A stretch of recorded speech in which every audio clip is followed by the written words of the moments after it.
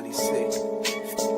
Yo, I said stop myself, I'm not myself. Headed into anything, knowing that I got myself. And all my enemies wishing that I shot myself. Dead, on the bed, clothes covered in red. Stop myself, I'm not myself. Headed into anything, knowing that I got myself. And all my enemies wishing that I shot myself. Dead. What is up, y'all? It is Mike and Nick here to break down UFC Vegas 108, Taira, and short notice replacement. What's his name? Park? I don't want to mispronounce it real quick while I'm not looking. Park. Why are you asking the guy with the worst pronunciation of names possible? Hyung-Sung Park. For some reason, I'm thinking Junyun Park, and I'm like, that is not right. I should have looked at this motherfucker's name. You're asking, you know, for a darn fact, I'm the worst when it comes to name enunciation, brother. I just had the wrong whole breakdown of the name right there. Apologies to Hyung-Sung Park. He's undefeated prospect, if I'm not mistaken. Stepping in on very short notice against Taira for the main event. How are you doing today, Nick? I'm good, brother. I appreciate you having me on as always. I'm doing damn good, man. If you guys... yeah, I mean, I'm excited. I think this is actually has some sneaky good betting upside in terms of the matchups in this card. And I feel like I don't really say this too often about the warehouse fights and the warehouse fight nights. I like this fight card, man. I think this is a good fight card, and I think it's very competitive across the board as well. So I think this is a darn good fight card. I'm pretty excited about it. How are you today, sir? I'm good as well. I'm pretty excited about the fights as well, but I'm always excited about the fights. You know, I've been getting busy, hit the gym. We were sick last week, so shit was not popping off last week. But congratulations on your 4 years, sir. Oh yeah, dude. That's crazy. I don't know how public you are about stuff like that, but I'll leave the floor for you if that's the case. So yeah, dude. We just looking at we what does it say on Diego Lopez's chest? Dream, believe, achieve. You already know. Just put your mind to anything. You know, obviously, it doesn't matter what you're doing, whether it's making a sports page, streaming video games, talking about boxing, Breaking Bad boxing, regardless of what it is, even if it's you know, a health journey, as long as you put one foot in front of the other and give it your best effort, you're gonna be all right. So. We see inspirational quote of the day. What up, my boy Phil? Appreciate you. Shout out Phil. Let me pull that up. Shout out Breaking Bad Boxing. That's Nick. He's that's just me. I was there. That was one of those comments I left. I left that comment before the live came on, just to be completely honest with you. But yeah, I mean, if anyone's live right now, I mean, I'll drop it now, and then I'll also drop it at the end of the live too as well. I started a little journey to start. I love boxing. You know, I love MMA. Don't get it twisted, but boxing is my main passion when it comes to combat sports, specifically overseas boxing, from UK boxing to Japanese boxing, which we have a card this morning. So I decided to make a YouTube channel just to kind of give my thoughts and kind of connect with other boxing heads and just in general, other combat sports heads. So if you're looking for a boxing plug, please feel free to go follow and subscribe me at Breaking Bad Boxing on YouTube. Yeah, that's really it. So Breaking Bad Boxing on YouTube, Breaking B Boxing, essentially just no AD at the end of bad for Twitter too as well. You'll see me try to break down just about every fight that I can when it comes to boxing. Love Combat Sports Today, always part of the team, always part of Combat Sports Today. So the fact that they're still having me on this live makes me feel nothing but much love. So I'm just appreciative, man, just in general. So yeah, man, I'm ready to talk about fucking it's BBB, but it's still Crip, Phil. Don't get it twisted. You already know Big Baller Brand. Shout out LeVar. Hey, Phil, happy 4 years. Thank you very much. BBB, no LeVar. You already know how we coming. But but beyond just talking about boxing, I'm excited about this UFC fight night, man. And don't forget about Mike Talks. You know, you got to give yourself a shout out, Big Mike. Don't forget about Mike Talks, big dog. I'm gonna give you the floor. A little side project. Yeah, it's another side project. I mean, of course, I love doing everything combat sports, but I also like to talk about ball sports, you know, movies, TV. Me and Nick are about to start doing a couple movie review podcasts, stuff like that. And then streaming video games, man. I'm pretty sweaty at the damn video game. So I'm streaming later tonight, Apex Legends. Anybody watch Ranked play on that? I'm about to go out there and start chopping shit down. So there's that as well. Mike Talks Fights. what does "I'm pretty sweaty at video games" even mean? So that's like a video game term. Like if somebody's sweaty, like that means they're nasty. So I don't want to talk too much shit because I could start streaming tonight and go on there and get crushed. But I'm pretty solid at some games. So I was like, you know what? I'm playing it anyway, bro. I'm about to just stream it. So we'll get, you already know my love. You already know my love. Let's go. All right, bet. I'm about to pull out the fights. I'm about to share my screen. We got the UFC. We got actually low key. This is kind of a banger. I like Ketlin Souza a lot. We got a women's strawweight bout. Pierre Rodriguez, Ketlin Souza. I need to pull up the odds, but I believe Ketlin Souza is sitting around a plus 140 underdog to minus 180. Pierre Rodriguez. I got to pull it up real quick.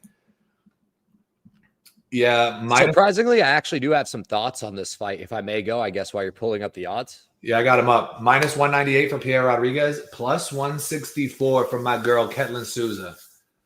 I like Pierre Rodriguez in this matchup, actually. I think she showed a decent amount of vast improvements in her last fight. I'm sorry, the name's missing. Was it Knutson, correct? Yeah. She fought Knutson in her last fight. I thought she showed a lot of improvements here. I thought her hips looked damn good. When she's not doing dumb decisions like headbutting motherfuckers from the guard, I think she's a pretty decent fighter. You know, steak and potatoes kind of fighter. 1-2, low kick, keep the range, keep the distance, solid hips, both offensively and defensively, in my opinion. Angie Hill was on the right side of that decision against Caitlin Souza, but the fact that it was a split was a little bit interesting because I thought Angie Hill won it pretty clear 2-1. But besides that, I have never really been overly impressed with Caitlin Souza besides her toughness, her aggression, and just her willingness to go forward quite in general. So yeah, give me Pierre Rodriguez, and I feel pretty confident in that. I remember, if I'm not mistaken, you were hating on me picking. This is a while. I was absolutely hating on you. I was absolutely hating on you, and I know that for a fact. You're not over Yasmin Haurgi, and my one point, because I was like, I know you like boxing, and I was like, I like her boxing. Like, I feel like she doesn't get enough credit as a boxer. And you were like, nah, fuck that, she sucks. And I'm like, bro, I think she's nice, bro. But the thing is, she hits like a truck. So Ketlin Souza has something that is pretty rare for this weight class. I mean, there's outliers. We have multiple fighters who have big power, but Ketlin Souza has some serious put down ability with her shots. You know, we've seen Haurgi getting, clipped a couple times now, but her killer instinct when she drops Yasmin Haurgi and gets right on her, just looks for the sub, immediately chokes her out. Angie Hill is a very, very good fighter. And I thought she clearly lost as well.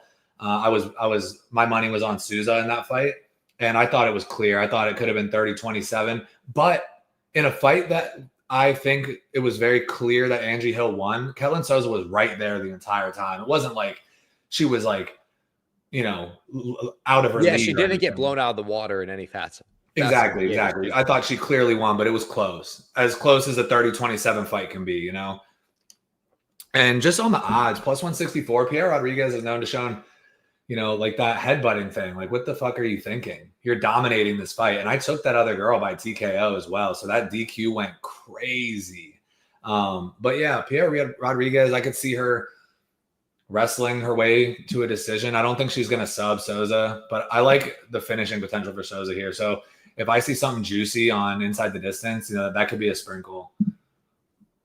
I like Souza here, man. I'm higher on her than a lot of people. I haven't been seeing who the public's picking for this fight yet, but I'm going to go with Souza. Hey, shout out Saba, WMMA, my least favorite. But the thing about these girls bang though, at least. So Ketlin Souza, she's looking violent intentions the entire fight. Pierre Rodriguez, she in her own respect can get a little violent. So hopefully we get an entertaining fight for the first bout of the night. All right, so Mike versus Nick pick to start it off. We both feel pretty solid about our picks. Now this fight, I'm pretty confident about one bet on this fight specifically when it comes to a specific bet beyond just actual fight metrics. I'm sure you can guess. You know me well enough to where I'm sure you can guess. Well, my guess, because right when you said your pick from a betting standpoint, my immediate thought was the over. and it's just the opposite. It's the under. I really like the under here, man. I think especially in his last few losses, Felipe Buenas is not only chinny, but he shows an ability to quit. He's submittable too as well. And Rafael, can you pronounce his last name for me? Esteban. Okay. So I got that one right, surprisingly.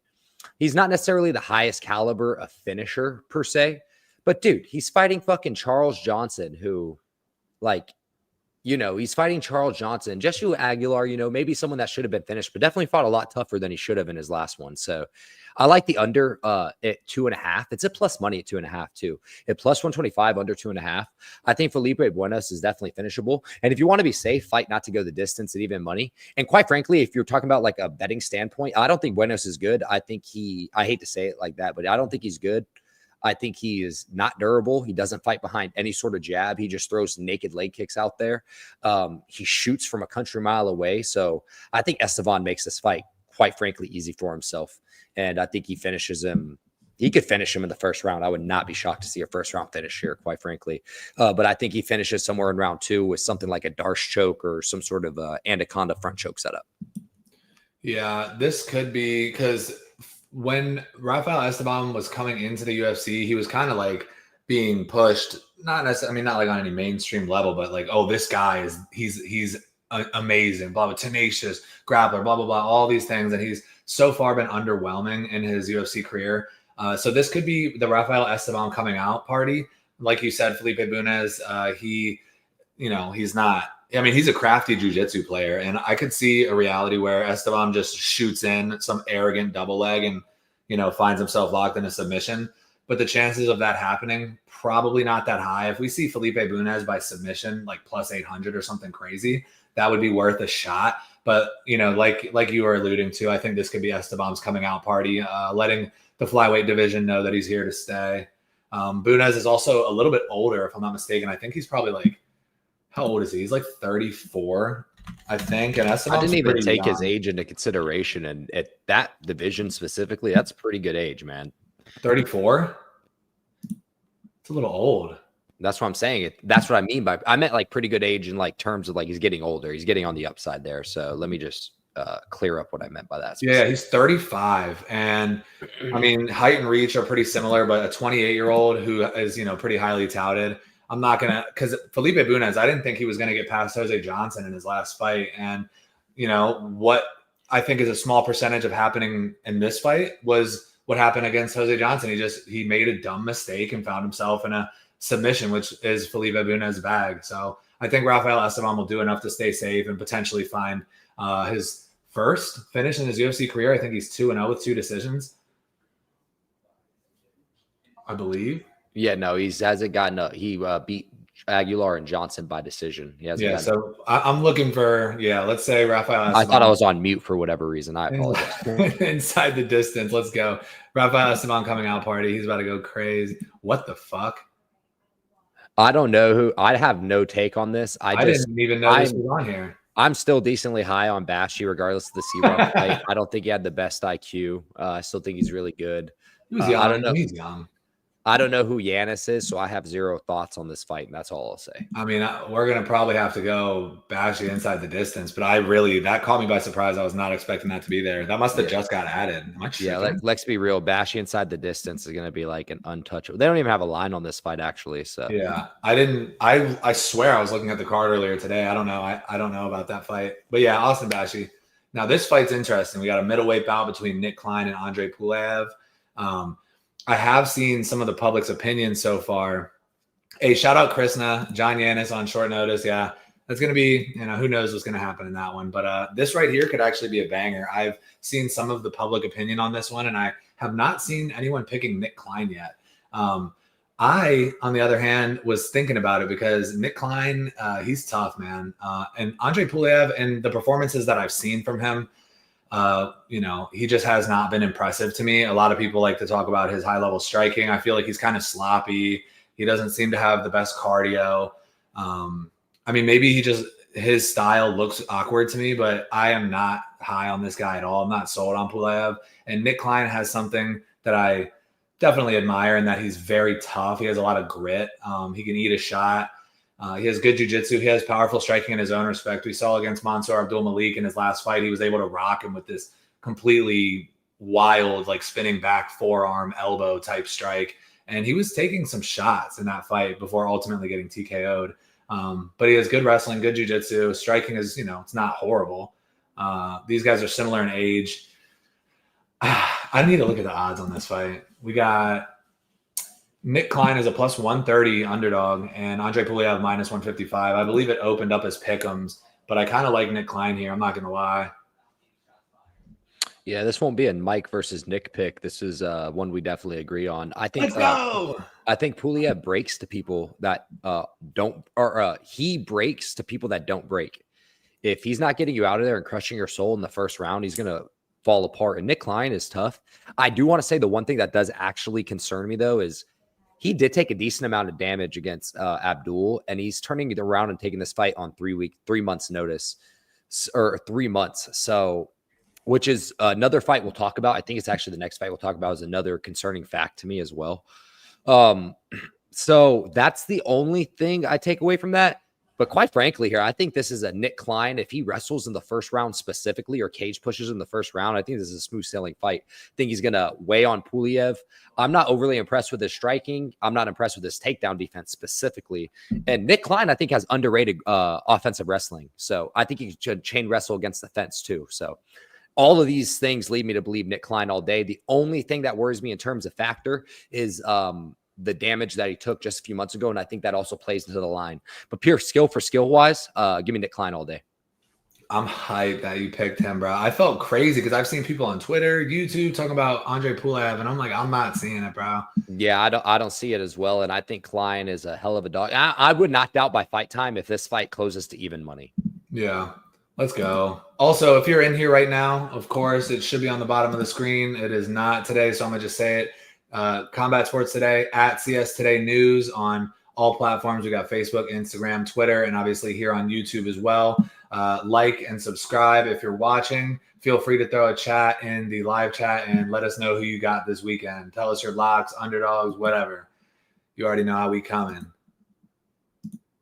Here we got dude. There's some low key bangers on this fight. We got another middleweight bout: Tresean Gore and Rodolfo Vieira, the guy who took a lot of damage, who you were alluding to. When you say low key bangers, I hope you're not talking about this fucking fight. Dude, I think gas bag, juice bag, Rodolfo Vieira, one trick pony, Rodolfo Vieira versus possibly a bottom five fighter on the roster. I feel like this fight's gonna be violent.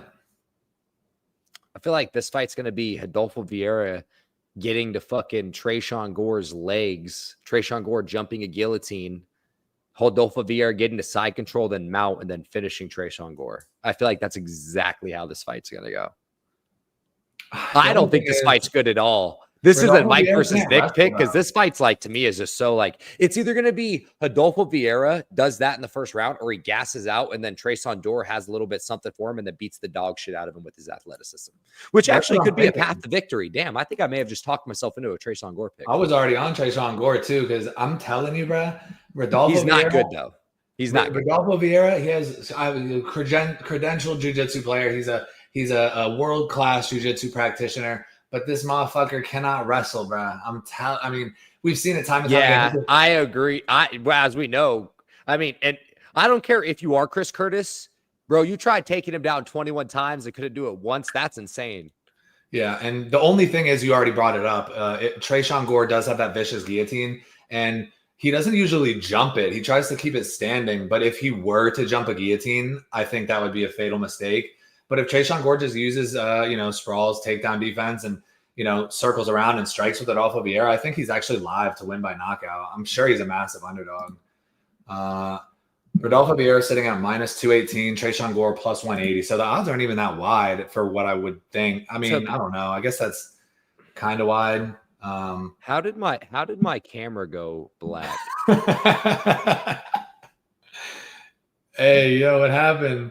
Oh, no. All right. Nick should be back shortly, but I'm not saying Tresean Gore is some world beater, but Tresean Gore does have toughness. I mean, not that you want to be known for a fighter who's tough, because if you're known for being tough, chances are you're getting your ass kicked a decent amount. But at the same time, does Rodolfo Vieira have the power to put Tresean Gore down? And does he have the offensive wrestling to get Tresean Gore onto the canvas? I personally think no. I could see Tresean Gore potentially low IQing his way into a bad position and therefore essentially giving up the fight. But I think Tresean Gore is live here. I'm not going to pick it off of Vieira. I'm going with Tresean Gore. I also like Tresean Gore and want him to win. I was really pulling for him against Tulio in his last fight. He was taking a fucking beating. Yeah, that's a huge worry, bro. The ass whooping he just took, man. It was generational, that whooping he got. It was bad, man. Tresean Gore seems like a great guy. I know, he's cool, man. People hate on him. I like him. Like, and look at me, like talking shit about his fight skill when I shouldn't do that. But quite frankly, he seems like a great guy, man. So loser definitely gets cut, Saba. No doubt. No doubt. Yeah. This fight card, honestly, every fight we've talked about, loser gets cut. Right. No, truly. We're both on the dog on Tresean Gore. Let's go back and look at it really quickly. If Pulev loses his fight, he knows doubt gets cut. If Nick Klein, Nick Klein would lose his fight if he lost to Pulev. Felipe will lose the fight, so he will get cut. I think these girls are I guess safe the now. women are safe. The women are safe. But we're gonna see some people getting cut for sure. 100%. No doubt. All right, now I want to hear what you have to say about this bantamweight bout between Randy Nakamura and Nathan Fletcher. I mean, Randy Nakamura, man. I mean, high pace, high pressure. I fucking hate Muang Gafarov. I don't know what the fuck that performance was specifically last time, but did it? If I'm not mistaken, what happened in that fight that was janky with Muang Gafarov? Anyways, the fact that he couldn't beat that. Randy just wouldn't wrestle, and then by the time he started wrestling, he was already tired and hurt. That's what it was. He was all janking and refusing to wrestle. Okay, I'm like, what is wrong? The chopping block power, LMAO. Yes, sir. And then you have Nathan Fletcher, who I think should have beat Colin Lundgren. Quite frankly, Nakamura could make this fight easy for himself by just wrestling. Consistently wrestling and wrestling for 2 rounds, but he gasses in every single fight. Nathan Fletcher needs to be higher volume, quite frankly, if he's going to do anything. I don't really have any heavy read on it, but if Nate Fletcher is anything worth a decent underdog, give me Nate Fletcher, quite frankly, because I think he's a decent anti-wrestler.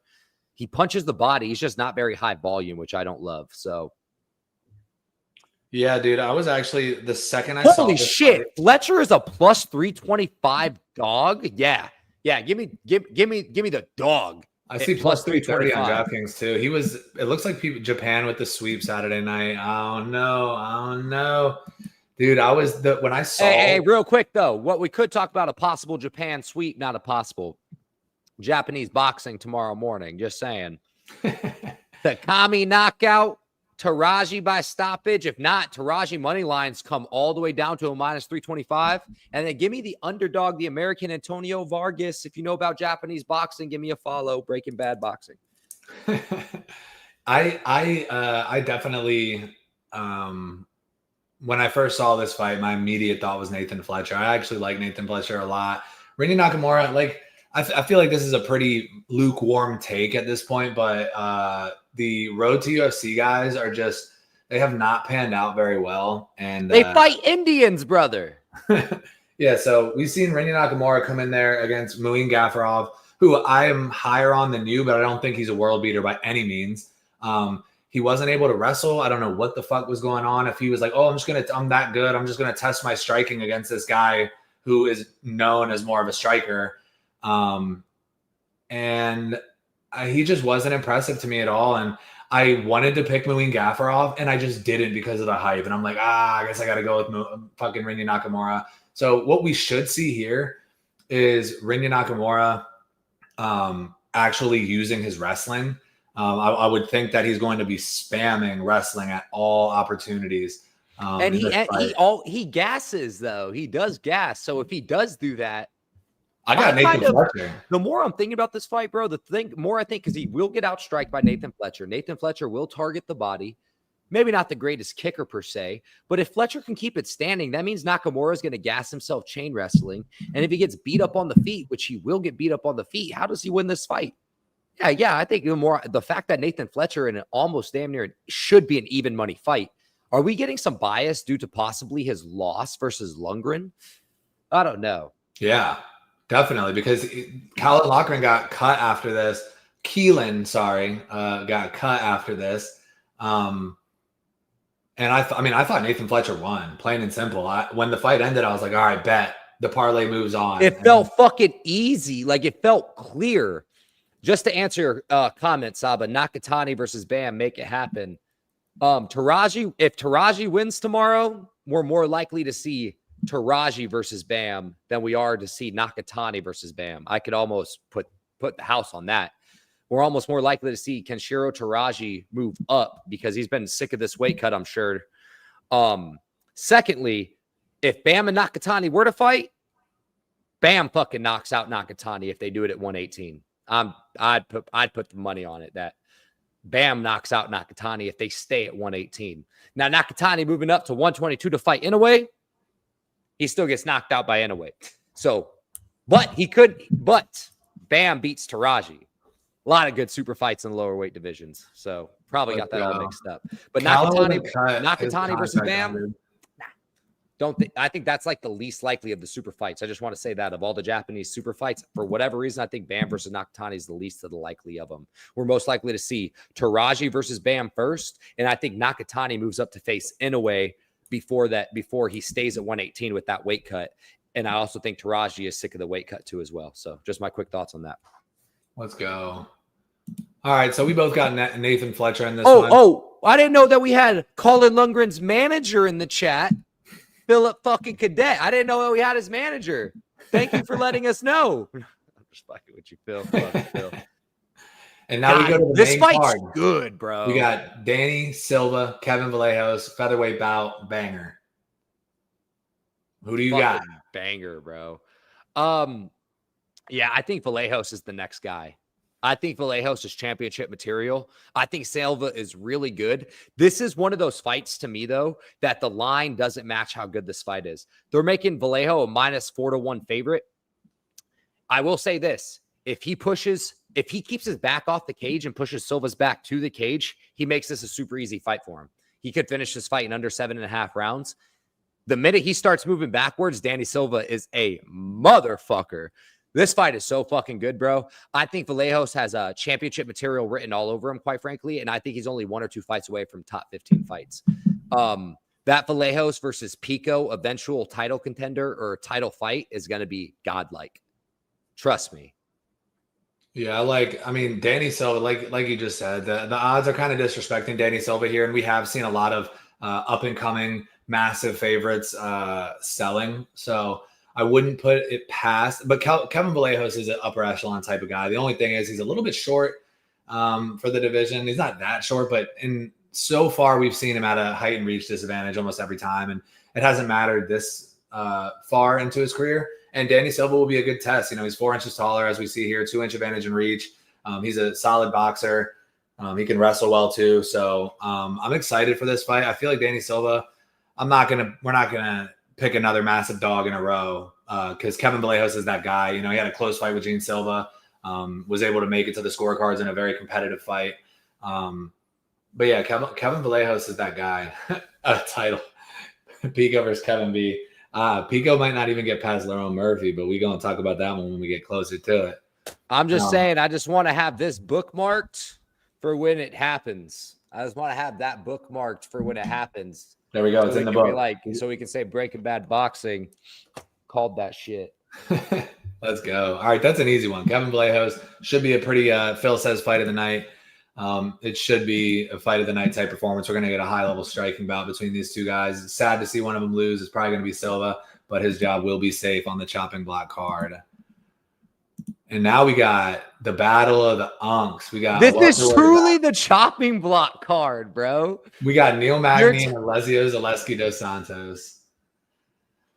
I like this fight. And you know who I'm picking? Take a guess who I'm picking. Neil Magny. No. Wow. That's surprising. I'm going with Alessio. The reason why I'm going with Alessio, even though he is shorter and has a much shorter reach, So check this out. So he just fought Randy Brown and Chidi Njokuani. He was having some success in both of those fights. Both of those guys watched Neil Magny as well, not to do MMA math. But the thing about Neil Magny, all right, we see he has a 7-inch reach advantage, okay? Guess what Neil Magny doesn't do? Take advantage of his reach. He likes to get in on clinches, press people against the cage, and he just completely gives away the advantage that he has in his reach. And I believe that game plan isn't going to change. I doubt he's going to stay on the outside, stick and move, use a jab to keep Alessio at bay. I think he's going to engage in clinch scenarios. And I think Alessio Zaleski dos Santos will be able to get in on the body. He'll be able to do some of his crazy little capoeira kicks. Neil Magny will try to close the distance for whatever reason. And I think he's liable to get clipped or lose a pretty, I don't want to say super one-sided, but a clear out damaging 29-28, 30-27 kind of 2 29-28s and 1 30-27 for Alessio Zaleski dos Santos. But I could see him hurting Magny to the body and getting a TKO stoppage as well. Krishna says the winner and loser of this fight should retire. GFL level fight. That's harsh, but these guys are getting up there in age. No, that's actually my favorite comment of the day. The winner and the loser of this fight should retire. And I couldn't agree with Chris no more, if I'm being completely honest with you. And if you're betting anything but this fight not to go the distance, you need to call the number. You don't need to bet a winner, nothing. No, honestly, I like Dos Santos finishes Neil Magny in this fight. I don't think it goes to the cards. I think Magny is beyond washed. I think his chin is beyond saving. I don't think he wants to fight anymore. He doesn't fight like he wants to fight anymore. The last time we saw him really fight, I think, was the Griffin fight. I don't remember if Mallet was before or after Griffin, but if Mallet was before, which I think it was. But those are the last 2 fights that he's really wanted to fight. Ever since then, he does nothing, stays on the back foot, gets pressed against the cage, susceptible to getting ripped to the legs and the body, which Alessio dos Santos is both good at because he knows he's at a reach disadvantage at anyone he fights at 170. So he always has to get inside the legs and inside the body. Yeah, honestly, bro, Dos Santos via finish. I don't agree with you on the method of victory, but Dos Santos money line for sure. Dos Santos via finish, I think, is a pretty safe play this week. But the books are getting good with these inside the distance props, man. Inside the distance props started to fucking suck. Like a year ago, 2.5 years ago, you could get inside the distance on fighters at plus 200, plus 300, plus 400. They're almost, a lot of them are even money now. It's fucking horrendous. That's why you got to get good ones. All right. Well, we don't have too many Mike versus Nick picks on this card, but we do have some like-minded picks. It could make for some good money here. Alessio Zaleski to win inside the distance. In this fight, even on the CST crew picks, there's a lot of variance in who people are picking to win here. We have a women's bantamweight bout between Carol Hossa and Nora Cornhole. Nora Cornhole. We got 2 solid strikers here. One of them is pretty old, Nora, even though it doesn't matter as much in women's MMA, but 35-year-old versus a 30-year-old, everything else is pretty similar besides a 2-inch height advantage for Nora. Who do you got in this fight? I'm pretty confident in my pick. Brother, you can skip me on this one, my boy. I got Carol Hossa, man. Although she doesn't really get finishes, she has sneaky power and her striking is relatively crisp. I know Nora Cornhole has been decent as well. She's had a finish or 2 recently, but she's going up. This is definitely a step up in competition for her. And I think Carol Hossa is here to, she's here to stay in the bantamweight division. Skip. All right, Carol Hossa money line. Let me see the odds real quick. She is a minus 185. The books are in agreement with me here. You guys want to skip it? We'll skip it. Fuck it. I love Phil. Phil's in the same minute. Like, bro, we need to spend more than 15 seconds. Say the name and keep it moving. I'm confident in that pick, though. Fair. That's fair. Everyone, he's confident in Carol Hossa. I have a really confident pick in this side, man. So do I. Not confident at all, but I got a pick. No, I mean, I'm super confident. Esteban Ribovics, man. Esteban Ribovics, high pace, high pressure, crazy solid density of his skull, does not get knocked out. Argentinians are fucking tough as shit. Give me Esteban Ribovics all day. He finishes Elvis Brenner. Confident shit in that. Elvis Brenner only been finished once in his career. Yep, and it was his last fight. So I'll take that. I'll take an aging, declining Elvis Brenner who's been clipped multiple times in his career. The chin starts to go, especially in MMA. And you know what? One thing Esteban Ribovics does do? Aging. Put his foot to the fucking gas. I'm not talking about age. I'm talking about the wars and the amount of fucking slobber knockers he's been in. Are you kidding me? Are you kidding me? This is the same Elvis Brenner that was in that Oralbeck fucking scrap where he was taking some damage. The fucking Goram war. If you go back and watch the regional scene too as well, he had a crazy fight against Tukagov, or it may not even been regional. I think that was in the UFC, his first fight in the UFC. Bro, what? Aging. This fool's taking hella damage, hella tread on the tires. That's about Ribovics moving up into a weight class where he's not going to have a shitty weight cut, where he has a high pace, high pressure, high volume, and he doesn't get fucking clipped, has the best fucking chin. He's going to fucking kill Brenner. Period. Money down. Fuck that. And with that, I'm going to go with Elvis Brenner. I'm going to go with my boy Elvis Brenner. I think he's tough. I knew it. It's not the most confident pick. I just fit in Nick Logue. Let's see what the odds are on this fight. We got plus 220 for Elvis Brenner. Esteban Ribovics minus 270. Esteban Ribovics looked good in his last fight against Daniel Zellhuber, who just got easily beaten by Michael Johnson. I think Daniel Zellhuber is also getting his ass kicked by Elvis Brenner. So I'm not. It's not that I don't think Esteban Ribovics is good. It's just I agree. By the way, I think he's smoking. I think he's smoking Zellhuber. When we were hyped on Esteban. Oh my God, he just beat Daniel Zellhuber, and then we kind of got to see. I mean, we already kind of saw it. Daniel Zellhuber's had some lackluster performances before. He was doing good against Esteban Ribovics. He was up 2 rounds to 9. I thought he beat Nasrat for sure. Nasrat's someone that's not a bad fighter to me, and I just want to say this. I'm sorry. Esteban Ribovics is already someone that has great cardio and doesn't get hurt against someone that gasses. And technically his best part of his game is his power punching. Like, and you know my theory, and not even theory, just my thoughts on when fighters move up in weight class.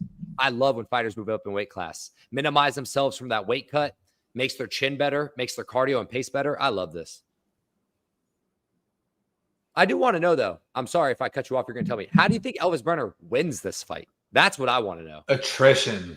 I think he can overwhelm Esteban Ribovics. We haven't seen I mean, although the fight against Nasrat Haqparast was pretty decent, but I also thought he won that fight. But Nasrat's all right. I need to refresh myself real quick, but I think what's his name? If this is a battle of attrition, yeah, brother, Brenner is. I think you're massively overhyping Esteban Ribovics. Hey, it's not that. It's the fact that it's a style matchup. Styles make fights, and Brenner gasses. He doesn't really gas though.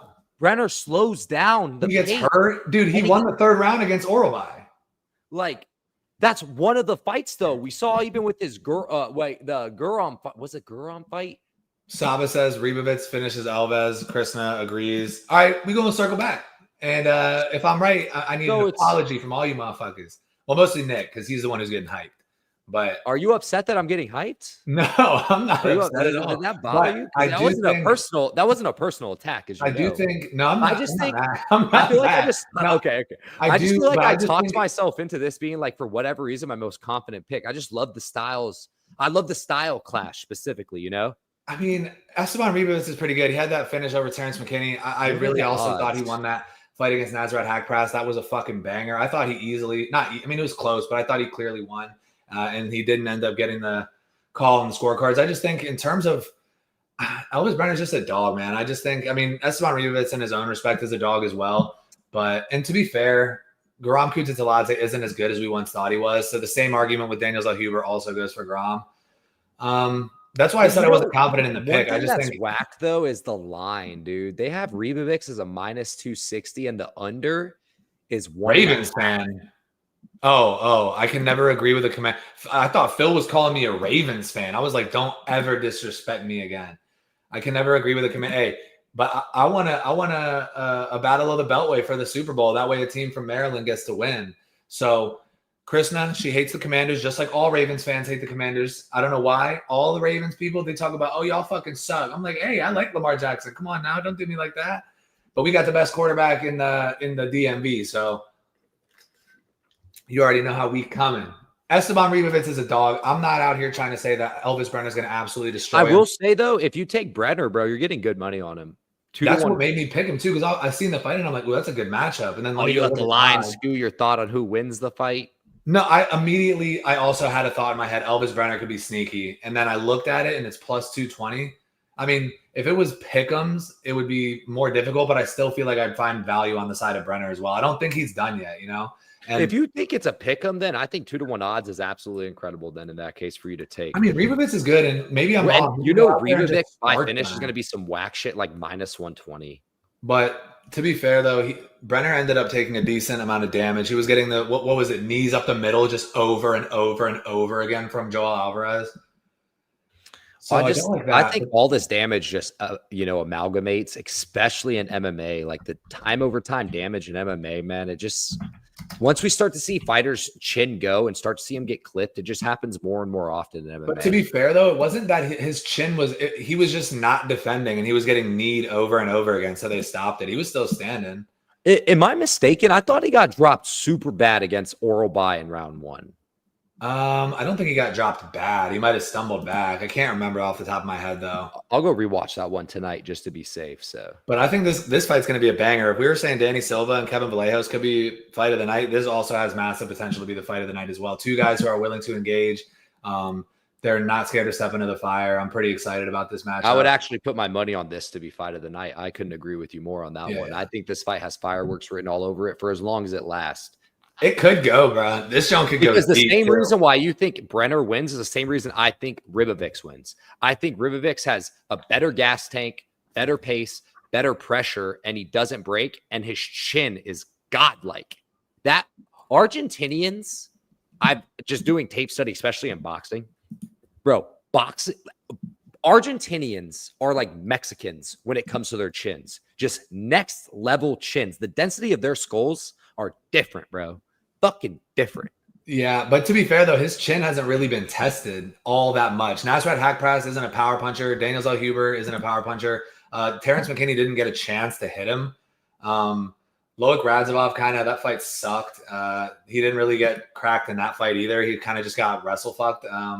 But I think Elvis Brenner, if there's going to be a guy that's going to crack him out of everyone Esteban Ribovitz has fought, if we look at the names, Haqparast, Zellhuber, McKinney, Kamwela Kirk, Loic Radzhabov. Kamwela Kirk can punch, and Loic Rods whatever can punch it decently. That fool is also juicy. Loic Radzhabov wasn't really punching him, though. He was kind of just controlling him on the ground the entire fight, and that wasn't his debut.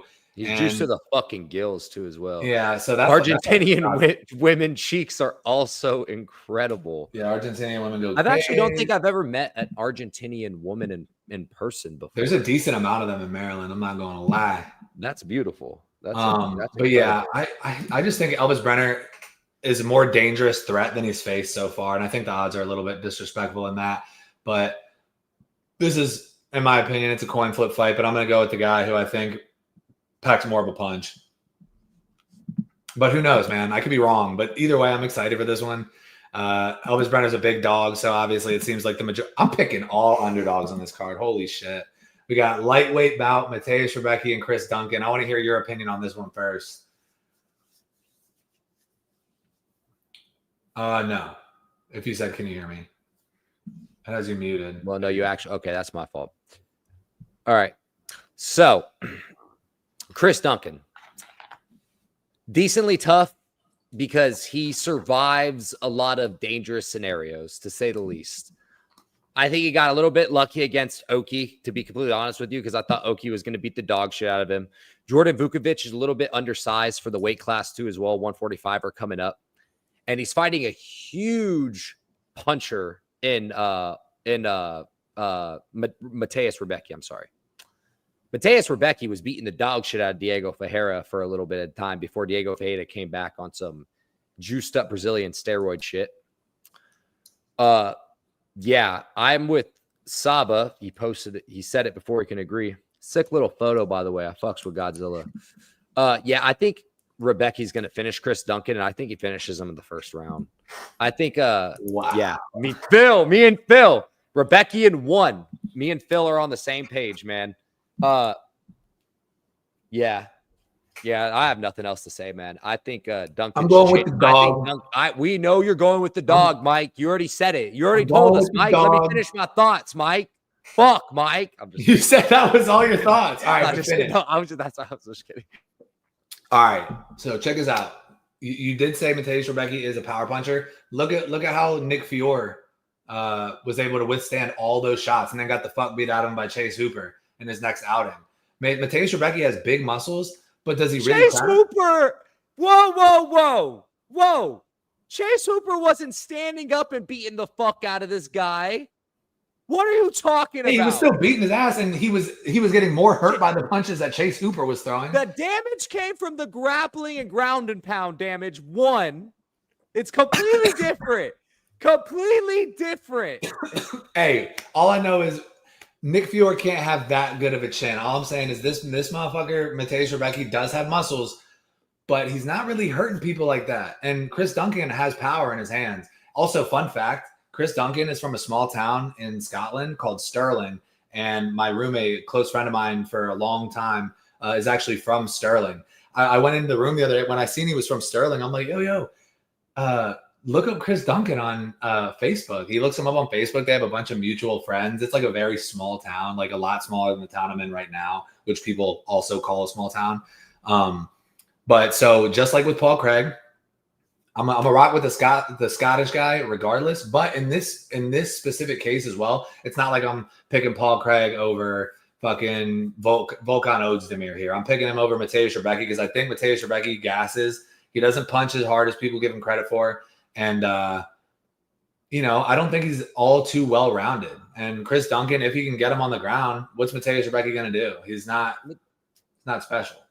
Mateusz Rebecki's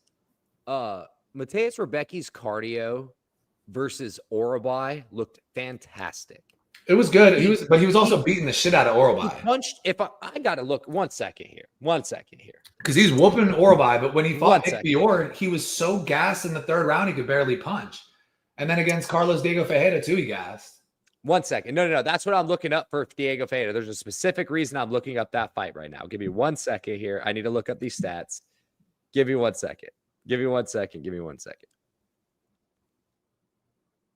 Chris Duncan's tough, man. This man, Rebecki, bro, in the first round, okay? Yes, he gassed.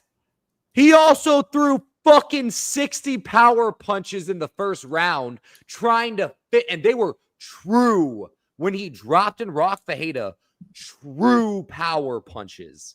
Like, he was trying to take Fajeda's head off. And he couldn't do it. There was a reason that he gassed in that fight. Completely understand.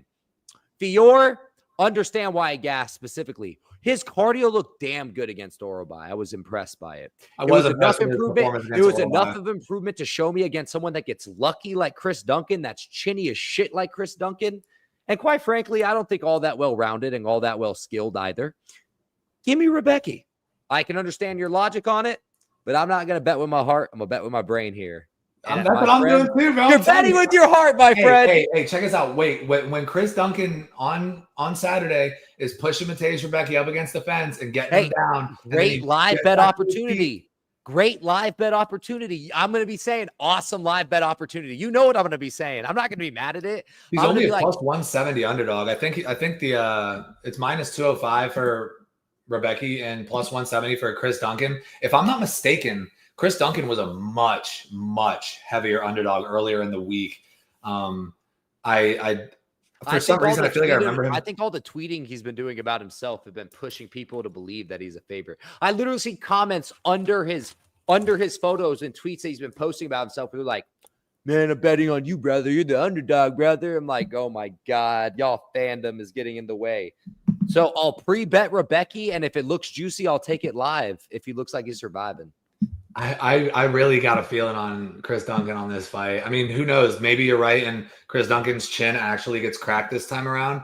But I think Chris Duncan's tough and he's durable. And if I'm going to take a guess, he's going to push a wrestling pace like he did against Manuel Torres. Wait, Manuel Torres beat him. So he got fucked up by Manuel Torres. He got fucked up by Manuel Torres. Who was the guy he was doing it to? He was like... Ulti, he got that fucking lucky-ass choke. No, it's a guy he fought. Was it Jordan? It wasn't Jordan Vukovic, was it? Nah, it was I can see the guy's face. The tall redhead, Sam Peterson. Nah, he's Spanish. He was doing the guy was a decent Omar Morales, maybe. Omar Morales, yeah. So even though that was a split decision, Omar Morales ended up being tough, but he was really wrestling as often as possible, which I could see him doing in this fight, especially with a guy who's liable to gas. I just like Chris Duncan, but I do think that he can implement a wrestling heavy game plan here and potentially find a submission. Although I do believe it would be very difficult to sub a guy with a neck that thick of Mateusz Rebecki. But yeah, I'm going with another dog, man. Some of these, I mean, shit. If I was picking some dogs last week, like if I was like, yeah, Muslim Salikov is going to go out there. If Diego Fajeda ain't subbing Rebecki, this boy Duncan ain't subbing Rebecki. Well, Carlos Diego Fajeda was too busy beating his ass to sub him. He wasn't looking for a damn sub. He was out there whooping on him. Well, he was taking some damage to begin the fight, but yeah, and he also tried to wrestle heavy game plan in the first round, and look how that worked out. Chris Duncan's not. But he's 40. He was also juiced to the fucking gills. Hey, he would have glowed under a blue light, my brother. Betting the Polish roided guy. Same. Smart Saba. That's a all right. We got some good Mike versus Nicks in this. So we'll see what happens. But either way, it's gonna be a fun time. It's all love. And now we're at the main event. Holy shit! I did not realize Chris Duncan and Mateusz Rebecki was the co-main. That's actually awesome. And then the feature bout between this guy. This is a stacked little 3-fight skid right here. Big fan of that. So we got flyweight bout between Tatsuro Taira and the very short notice replacement Hyung-Sung Park stepping in for Amir Albazi. This fight, I mean, what you got? I think. Okay, so we got two live action anime super live. I think Park is super live in the first round, maybe. I just think Tatsuro Taira at some point is going to scramble his way to this guy's back and choke him. I just think Tatsuro Taira's pure control and submission game is way better than Park's. But Park's way better striker, hits way harder. I think he has better ground control, ground and pound. I'm sorry. This is a tough fight, man. It's 5 rounds still, Saba. It is still 5 rounds. It's a tough fight to call. Give me Tatsuro Taira by submission. I think eventually he finds a submission. I think I will put 2 bets on this fight. I actually do like I'll take Park rounds 1 or 2, and then I'll take just outright Tatsuro Taira by submission, and that's how I'll play this fight. So we got Tatsuro Taira is a minus 345, minus 345. I've never said it like that before. Minus 345 favorite, and Hyung-Sung Park at a plus 275 underdog. Yeah, I mean, Hyung-Sung Park could have some success early, and Tatsuro Taira is almost a 4-1 favorite. I feel like Hyung-Sung Park could have some early striking success, but Tatsuro Taira was really good, man. And that last time out against Brandon Royval, I feel like was a very, very big learning moment for him. He got to go against a guy who was very well-rounded in both striking and scrambling exchanges, Brandon Royval, one of the best guys in the weight class. And, you got to think he's learned from that. He's learned to tighten up his striking defense, learned a little bit more of like when to wrestle, when to do this, when to do that. And he's going up against a guy who only has 10 pro fights and Hyung-Sung Park. Although I do think he's a solid prospect, but I think he was originally slated to fight Steve Erceg as well. And I saw people picking him over Erceg. But Tatsuro Taira brings a very, like you said, a very heavily grappling-based style. And, I can't help but to see him finding the back of Hyung-Sung Park. And I don't think he's going to be able to scramble as well as Brandon Royval did to get out of those positions. Because even in like round 2, I think it was, Brandon Royval he had a body triangle wrapped around him and his back taken for like 3.5 minutes in the second round. If Tatsuro Taira is in that position with Park, I don't think Park is making it out of that round. So I got to go with Taira here. He's a big favorite. And also, Park is coming in on short notice. He was in fight camp, but he was training for a more boxing-based fighter in Steve Erceg. So he had to switch his game plan up real quick. Now you're fighting a guy who's most certainly going to be grappling within the first minute of the first round. So I got to go with Taira here.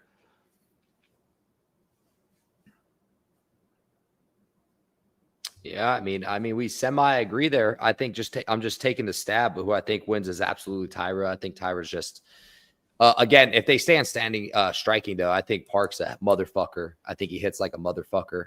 Yeah, sets up body shots too as well. So he could light him up. But that's what I think. If Taira, there's a lot of Japanese shit going on, man. Or yeah, I mean, pools in Japan, Japan. Suzuki's at bat. Speaking of Suzuki's at bat. My man Mike has a little parlay going. You know, he would like Suzuki to get a home run here. You know, I'd like him to get a home run for my boy Mike. I believe in good juju and good signs, and the fact that we were speaking about these fools, hey, a good sign for Big Mike. 1-1 on the count, strike looking and a ball. But you know, regardless of what happens, we're gonna be good. This Saturday should be an awesome week of cards or an awesome week of fights. If I wanted to make a 3-play parlay, a 3-leg parlay for this card with confident picks at decent money. Let me think of a parlay that I would make real quick. I'm picking so many dogs, man. There's a lot of crazy lines on this card too. Yeah, you're picking like it feels like nothing but the Doggerooskies, my brother. Yeah, pretty much. So I'm going to take Alessio, even though I'm not going to take Alessio. Take Carol Hossa, -185. We'll take under 3.5 in the main event. Suzuki doubled to left, that motherfucker. Under 3.5 in the main. Carol Hossa money line, and I'm gonna say over 1.5 in the Elvis Brenner Esteban Ribovitz fight, and that's +273 for those 3 legs. I kind of like that. I like for my 3-leg. I like Nathan Fletcher, Nick Klein, under 2.5 on Silva Vallejos, 1,660 odds. Sheesh.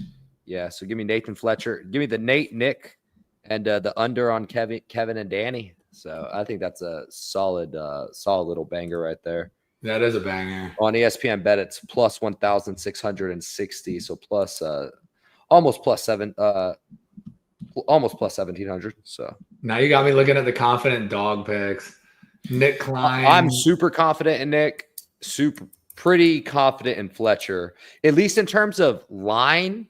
Nathan Fletcher, no fucking way that line is correct. No way that line is correct, man. If I got Chris Duncan, Nick Klein, Carol Hossa, or even if I want to take out Chris Duncan and then we go double back on the Nathan Fletcher, Carol Hossa, no, Ketlin Souza, Nick Klein, Nathan Fletcher's 2,500, which is insane. Favorite dog of the week. Who you got for your favorite dog of the week? Probably Nathan Fletcher, it sounds like. Just for the line, it has to be Nathan Fletcher. Just for the line standpoint, who I think is the safest dog, Nick Klein. I think Nick Klein's for sure the safest dog.